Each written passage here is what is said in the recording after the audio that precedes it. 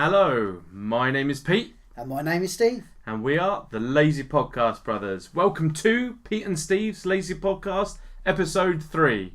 And today's episode is filmed in front of a live studio audience. Hey! Yeah, that's like 2 people and a dog. Right, today we got quite a lot of films to talk about. We've been very, very busy down at the cinema. So we've got loads of films to talk about, but we'll ditch the TV because nothing really new that's been coming on. So we'll ditch that for all our new films and a couple of DVDs as well. We've got regular features, hidden gem, Netflix pick, and everyone's favourite, hit or shit. Don't forget to play at home. Right, let's start with a few movies. We went and saw this the other day, Steve. Lights Out. I thought it was excellent. You know, I'll say that right off the bat. Not a very jumpy, scary horror movie, but more like a horror thriller. I really liked it. Yeah, I thought it was actually really exciting.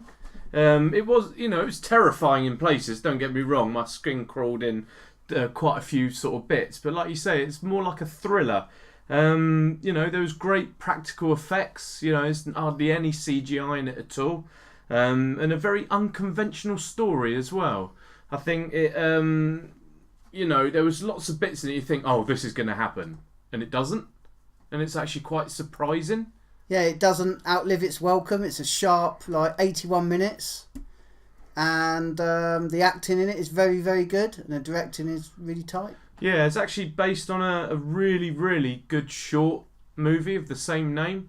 I think it's up on YouTube, so it's worth checking out if you want to have a look. So, I really thoroughly enjoyed Lights Out. I thought it was a very, very good thriller horror. So I'm going to give it 4 stars. I agree. It's a strong 4. Yeah, so that was cool. Go and check that out. That's out from Friday. Well, this Friday it came out, so check that out. Right, next film up, we've got another film that was out this Friday. It's Popstar Never Stop, Never Stopping. Done by Andy Samberg and the Lonely Island crew. With Judd Apatow as well as one of the producers and writers.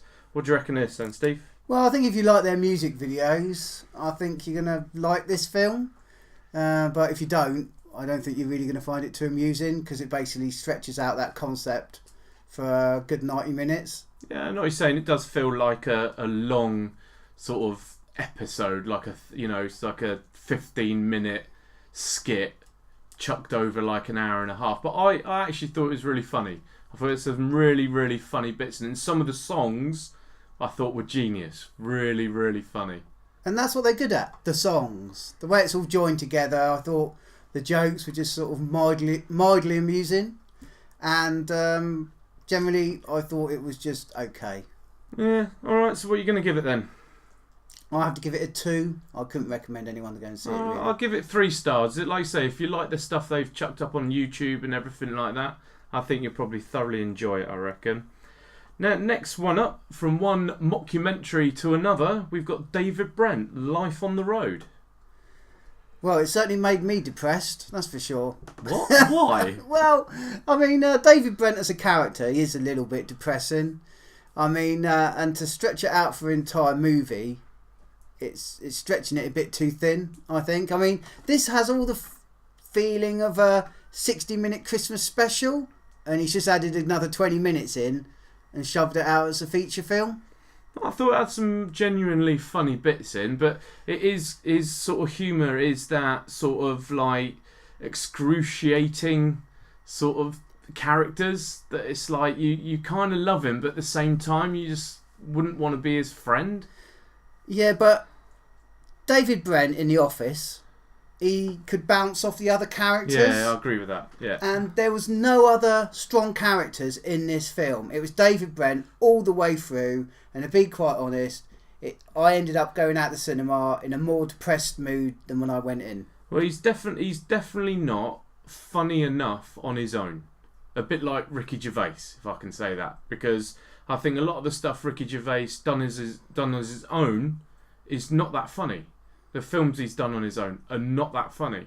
But when he writes with like Stephen Merchant, who my other half's in love with, he's excellent, really, really funny. So you get the impression that obviously you got two funny people in the same room bouncing ideas off each other, maybe saying, that's not very funny, so let's do this instead. Oh yeah, that is actually really funny, let's ditch it. Well, when he does his own thing, I think sometimes he's more miss than hit, definitely. Yep, I'll have to say this was a bit of a disappointment for me. I was looking forward to it. The only thing I could say is it was pretty much how I thought it would be. It generally made me smile throughout. There's, like I say, generally funny bits in it. The only thing that spoiled it a bit for me was the ending.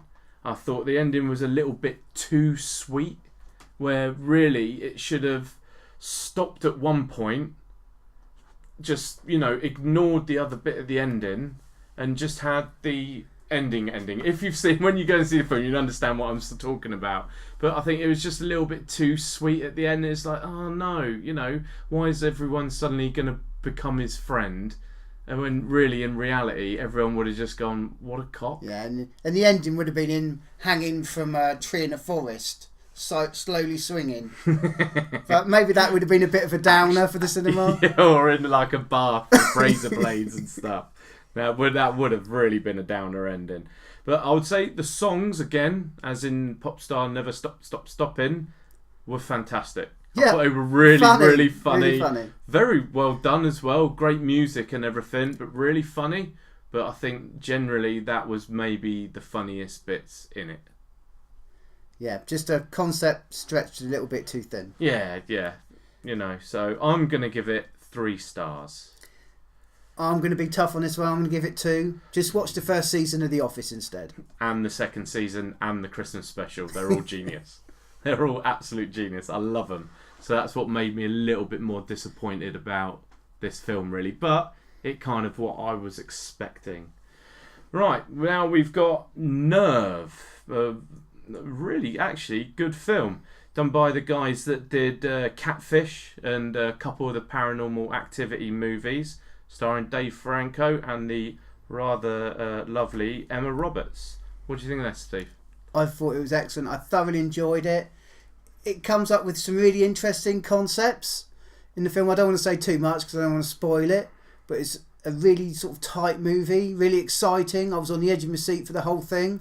It goes along at a really super pace. Yeah, and you really feel for the characters. I think it's definitely one of those films like, what would you do? How far would you go? And yeah, I thought it was very well directed by the two guys. And there was a motorbike scene that I thought was actually excellent. Just really, really exciting in places. Not too sure about some of the characters. I thought they stretched some of the characters. They got like a Subaru Impreza driving hacker who suddenly became this like massive worldwide hacker boy from out of nowhere. And it's like, what? Really? They never sort of like told you that beforehand at all. It was a little stretched it a little bit. Convenient plot point. Yeah, and I thought the last 15 minutes was a bit weak. Kind of spoilt it a little bit. It's a shame because the concept was so strong up until like the last 15 minutes, and then it kind of wavered a bit. Yeah. Not enough to really hurt the movie, I think. Yeah. But enough for it to be a little bit of a disappointment. It was definitely a very modern movie as well. So obviously highlights a lot of social media and everything like, and actually shows you visually on the screen, everyone texting, Skyping, everything like that basically. So I thoroughly enjoyed it. I don't think it's as good as it thinks it is. Like I say, the last sort of 15-20 minutes kind of spoiled it a little bit. So I'm going to give it 3 stars. Same here, I want to give it 3. It would have been a 4 if the ending came off a bit better. Yeah, definitely could have done with a bit more of an intelligent ending, I think. Smarter ending, yeah. Definitely. So, the next one on our rather long list today is The Purge election year. Steve, what do you reckon? Disappointing. Yeah? I mean, don't get me wrong. The first one, The Purge, I thought concept good. Yeah. The film was awful. Poorly done. Really poorly directed. Yeah. The second one I thoroughly enjoyed. Yeah, it was a real surprise how good it was. The third one, a little bit back to the disappointment again. Yeah. It's not quite as smart and sharp as the second one. I thought So for I me, was disappointed. yeah, for me it's a little bit too stylised and a little bit all over the top. Like everyone that goes out and purges is like completely insane crazy. Like you got people dancing around in day glow lights around a tree with loads of people hanging. You got people down a back alley all beautifully lit with a guillotine and stuff. It's like, oh, shut up. That's a load of crap. People would just be going around stabbing and shooting each other, and like it'd be like Mad Max. It wouldn't be all stylised and stuff like that, and it annoyed me. It actually really, really annoyed me. What it should have been was a little bit more like the second one. A really gritty, grounded thriller, a bit like an old school John Carpenter film. You know, just really sort of like subversive and everything, but all this stylised killing and people being completely mentally insane and everything. Certainly just could have got on done my with a nerves. John Carpenter soundtrack, that's for sure. Yeah, definitely. But it just got on my nerves after a while, you know, and the more I thought about it afterwards, the more I disliked the film, which is a shame because I really like the lead guy, Frank Grillo. I think he's a really, really good lead actor, very strong and everything. Really like to see him in, you know, some better films, to be honest with you. So, but he's like a tough, no-nonsense sort of guy. Got an MMA background and everything. Was in Warrior. It's a very, very good film. But yeah, no, the more and more I go over it, the more I actually didn't like it. I've actually written down on my notes 3 stars. But you know what? I'm going to give it 2. Well, I started off at 2 and it's not going any higher, that's for sure. Go lower. No, they did turn the camera on. Oh yeah, we'll give them an extra star for that, I reckon.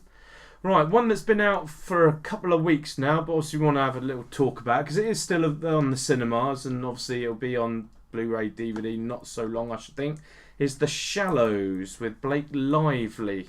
You probably know her from Gossip Girl, directed by Juan Collet-Serra, who is Liam Neeson's go-to action director. Did Unknown, Non-Stop and Run All Night. All pretty decent films and everything there.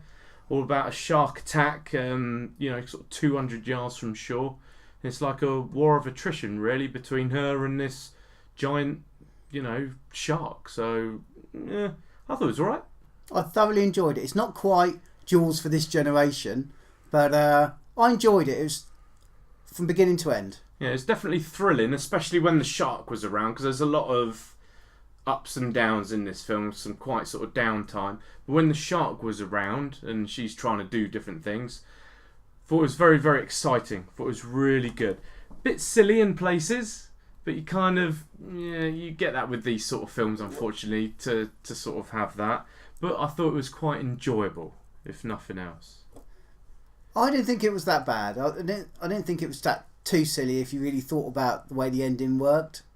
And I thought the main character was really, really strong. She I was thought good, she played it really, really She well. was decent. So I thoroughly enjoyed this film. And looks decent in a bikini. And so I highly recommend extra it. star.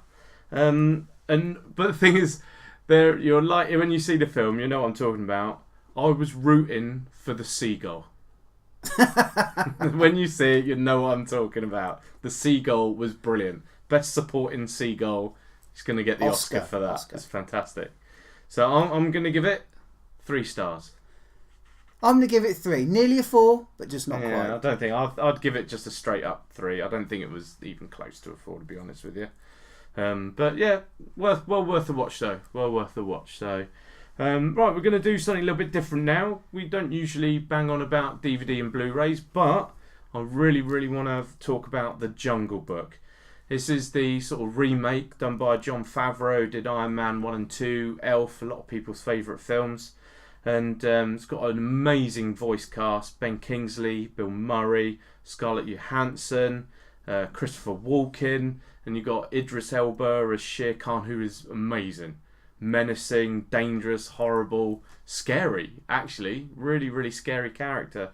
I love this film. I thought it was fantastic. What do you think? Same here. I had to be dragged to the cinema by my mates because I didn't particularly want to see it. You know, kids' film. But it is thoroughly enjoyable. The special effects are superb. Yeah, very, very good. I mean, the CGI, after 5 minutes, you won't even recognise it as CGI. No. It just, all the characters just work. It's excellent. And Mowgli, I thought was great. A guy called Neil Sethi, I think his name is, who was really cute, but without being annoying. You tend to find in some of these films where you have a little kid in it, they're really, really cute, but after a while get a bit annoying. But he wasn't at all. He was actually a really, really good character. They also get some of the songs from the original Jungle Book in there as well. And they're not sort of overdone or anything. It actually sits really well within the storyline. I thought it was great. I thought it was really, really great. Quite nasty in places as well. Quite horrible. It's not too nasty. I think, maybe not young kids go and see it, but older kids would be fine. Yeah, definitely. But that's life in the jungle. And I thought it was a lovely film. It's cute. It's wonderful. Thoroughly enjoyed this. It was one of the best films I've seen in a long time, actually. So it's a film that you think shouldn't work, but it really, really does. Yeah, a live action Disney film that was actually good. They're actually decent, yeah. So what do you reckon, Steve? 4.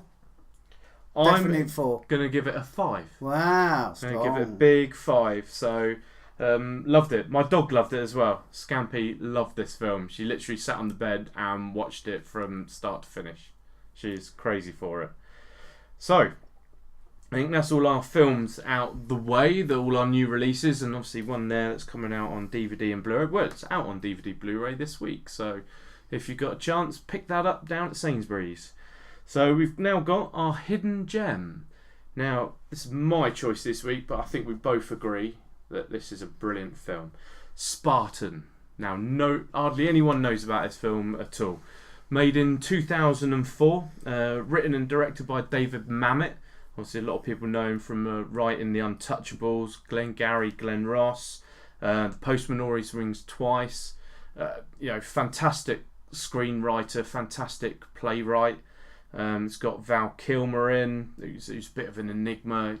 I think he's great. I've always liked Val Kilmer. And then got good supporting with William H. Macy, Ed O'Neill as well. It's all about a special ops operative who's investigating the kidnap of a high-level US government official's daughter.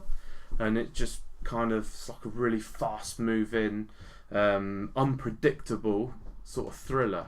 So what do you think of this, Steve? It's great. I mean, I love conspiracy thrillers, and this is one of the top ones.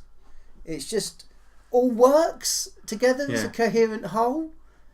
And when I watched it, it's like everyone else, I hadn't really heard about it, and I just sat down and watched it. I was enthralled all the way gripping, through. Absolutely gripping. It doesn't try to explain too much either.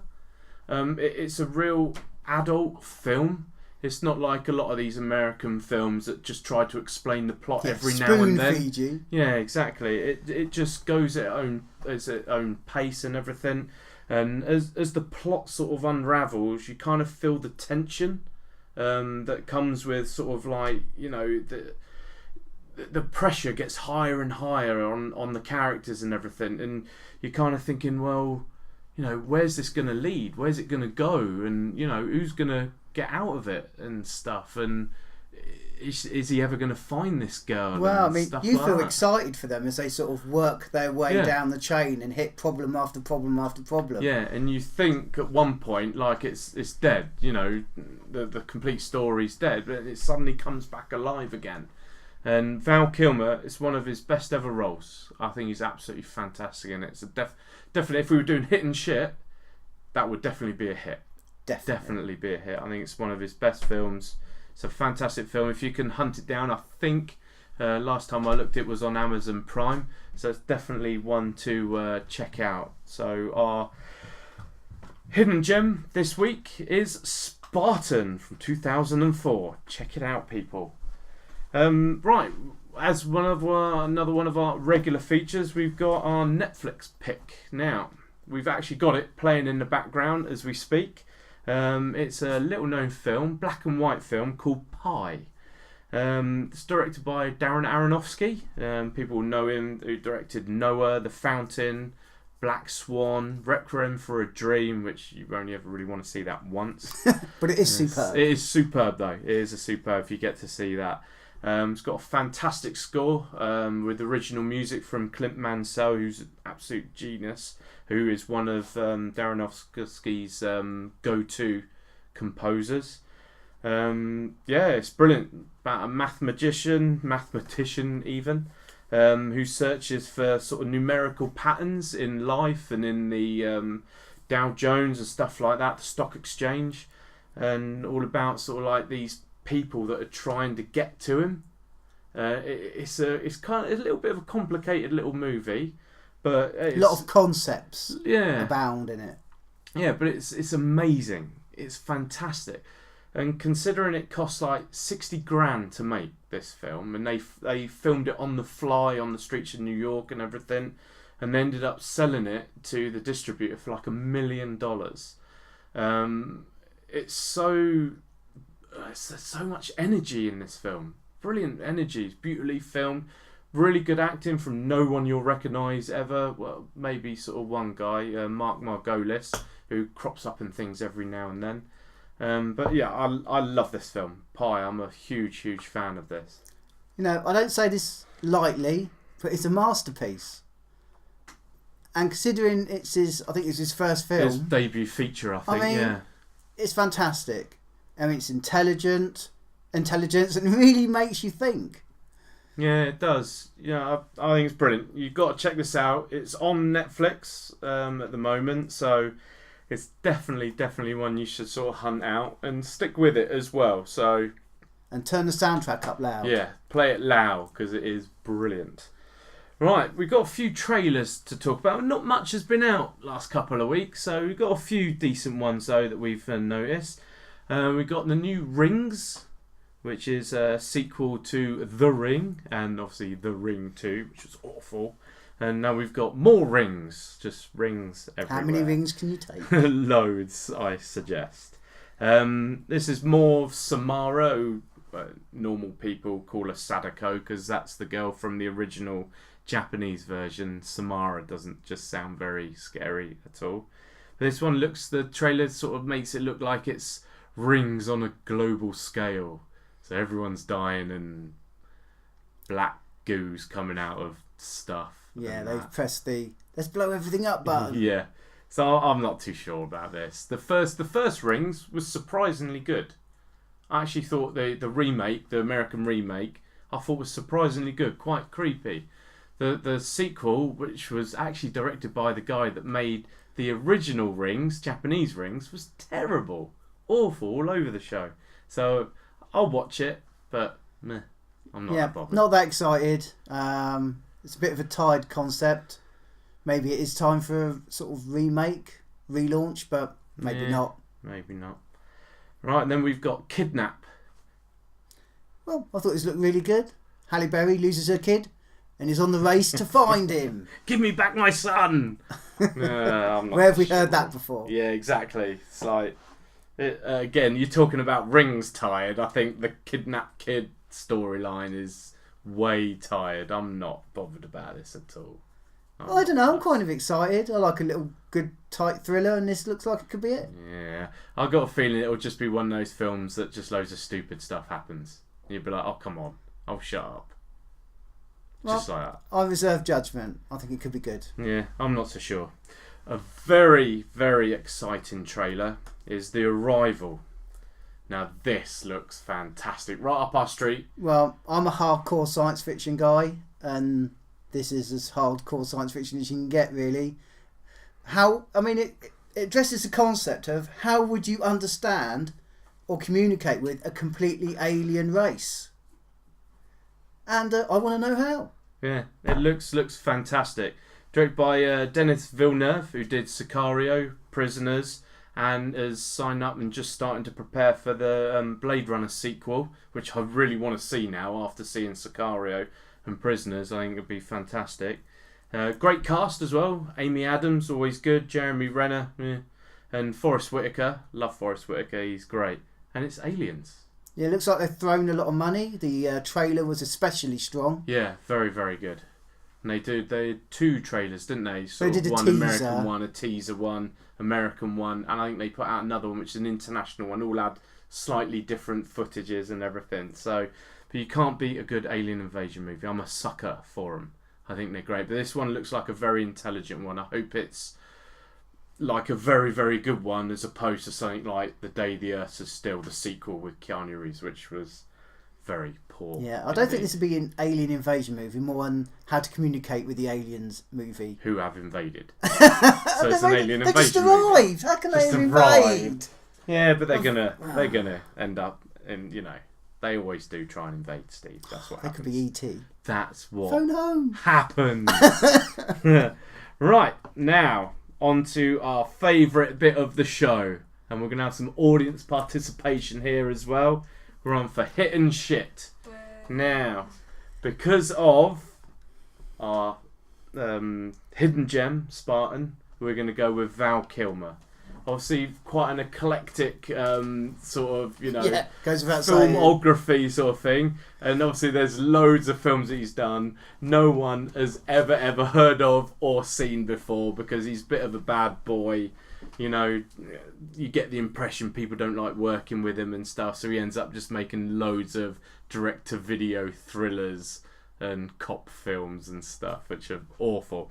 But when you read through his filmography, you can pick out some really great films and really quite high-profile films as well. So, let's begin at the beginning with Val Kilmer's first ever film role, Top Secret. Steve. Shit. I didn't like it. Audience. Shrug. Shrug! What? Well, have you never seen it? I haven't seen it No. though. Oh dear, why You're did we fired. bother The audience inviting is them? fired. The Don't do audience. participation again.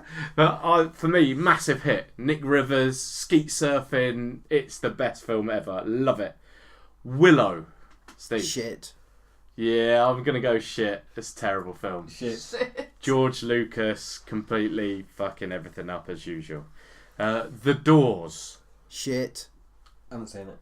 I haven't seen it. Ah, it's brilliant. I love The Doors. Oliver Stone. It's brilliant. I love this film. It's Messy. so good. It's awesome. It's totally awesome. Now, Tombstone. Hit. Cowboys. Yes, it's a brilliant film. Hit. No, Holly's not seen it either. But yeah, I'm definitely going here. I really want to see it again, actually, so we have to try and hunt that one down. Batman Forever. The most awful, god-awful film ever made. It's not the most awful film ever made. I think it is. I think you find Batman and Robin is the most awful film ever made. But Batman Forever is pretty tight up behind it. Audience? Shit. Absolute shit. It is pretty blimmin' awful, Dayglow rubbish.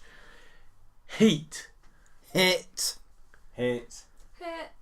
Definite hit. One of my favourite ever films. Michael Mann. Genius. Top form. So good. Yeah, probably his best ever film. That's saying a lot because he's fantastic. The Ghost and the Darkness. Hit. Haven't seen it. I haven't seen it. Hit for me.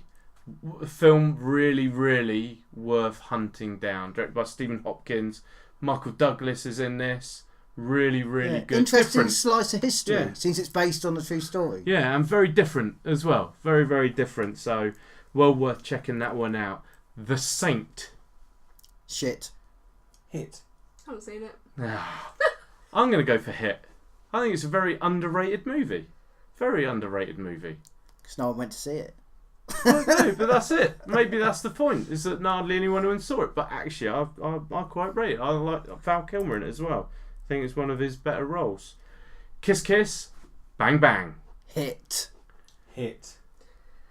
Oh, I should say hit, but I didn't go for it, so shit. Really? Oh, I think dear it's a big me. hit. Maybe I was in a bad mood that day. It is I just didn't fantastic. like it. Gay Perry, Robert Downey Jr. What's not to love? Dead bodies, quips left, right, Funny and as hell. centre. Shane Black at his best. I think it's really great film. Little known film, Felon. Hit. Haven't seen it. No, I have not No, seen it. and I've seen it, and it's a real hit for me. It's a really good film. Again, well worth hunting that one down. Top Gun. Hit. Hit. Shit. No! Oh my Oh! god! How can you say that that's not a hit? Danger Zone. Oh my lord! What an amazing film! It's so good. And last up, Bad Lieutenant. This is the remake with Nicolas Cage. Steve? Hit. Haven't seen it. I have not seen it. I'm going hit. It's a great film. Yeah, very surprising hit great as well. film. when we Nick went to see Cage is it. brilliant as well. And Nick it's a- Cage in a good movie. Yeah, it is. Shocker. It is just so funny and so nasty and horrible. It's a remake in it of the Abel Ferreira film. Very loose. Very loose because set in New Orleans, isn't it? Whereas the original, I think, is set in New York, and but with Harvey Keitel, and that's a crazy film. The original Bad Lieutenant is a crazy film, well worth checking out, but it is a crazy film. But yeah, this is brilliant as well. Bad Lieutenant New Orleans, very good. And right, so I think we're about done. We'd like to say thank you to our audience. Oh, thank you. Who need to see more movies. And just let you know, you're both fired. Yay! Right, and like I say, go out, see some of the movies, let us know what you think. Feel free to have a few comments, send us a few messages on Facebook or on YouTube or SoundCloud. We're all on all of those. And let us know what you think. And me and Steve will be off to the Fright Fest Film Festival on Monday. The horror. See the horror, loads of horror films, 5 horror films, which we will give you a Fright Fest special next week sometime. So have a listen out for that. And we're also off to see the Suicide Squad at the Leicester Square, Cineworld Leicester Square, on the massive IMAX screen. The laser IMAX. Laser IMAX. So a big shout out to Cineworld Cinema for getting us some tickets for that. And we cannot wait to see the brilliant Suicide Squad on one of the best presentation screens out there. So, like I said, we will give you a special delivery of our Fright Fest adventure next week sometime. So listen out and feel free to comment, like, share, all that stuff. And this is Pete and Steve? signing off.